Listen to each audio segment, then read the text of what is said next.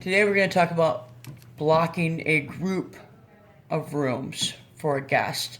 Now the best thing I've ever been told is if one card's being used for multiple rooms, to do it and assign it as a group. That way you're only charging that card once.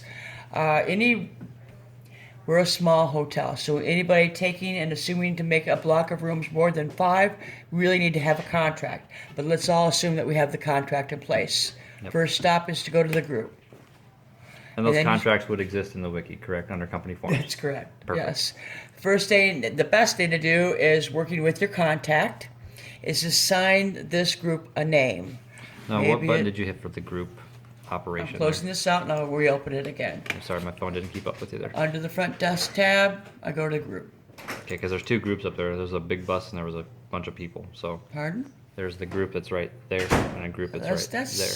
Walk-in. I really don't ever use the wizard too much. Okay, that's the wizard. Yeah. Okay, so what I like is I like a little more control over what I'm booking and what cost I'm booking. I don't really use that. There's 5 ways to do every assignment in Wiki or in ASI. Perfect. There always is. Perfect. First thing to do is assign a group name. That way anybody calling in to block their reservation under that group knows what to refer it to. So let's just choose Wilson. And then your contact person, that's the person that you're negotiating with and establishing this group for. That goes here. Contact information is the same as ever. Provide the contact phone number. Provide the contact address.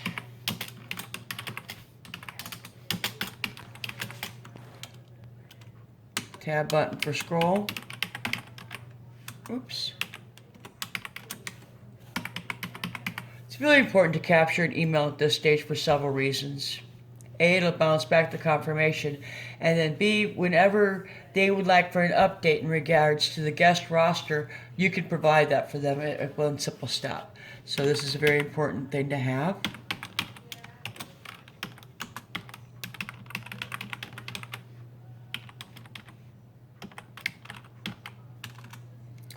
Don't judge me on my spelling.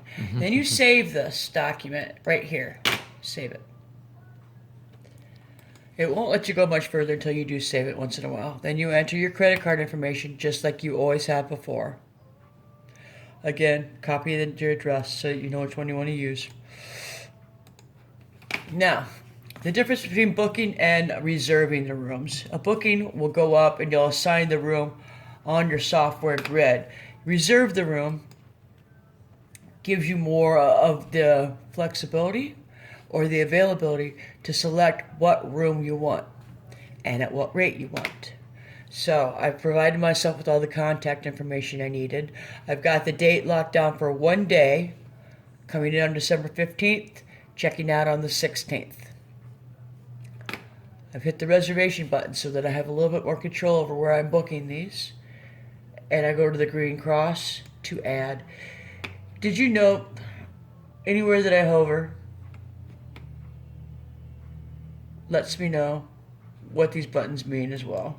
Okay, I was about to ask that. On the last page it said book, reserve, and then a bunch of others, and I didn't know what those meant. The booking, I don't use that. I don't use that. I'd rather have this screen where I can control my rate as well as what rooms I want. That's very important, especially when you're starting to book on the main floor, since there is no elevator here.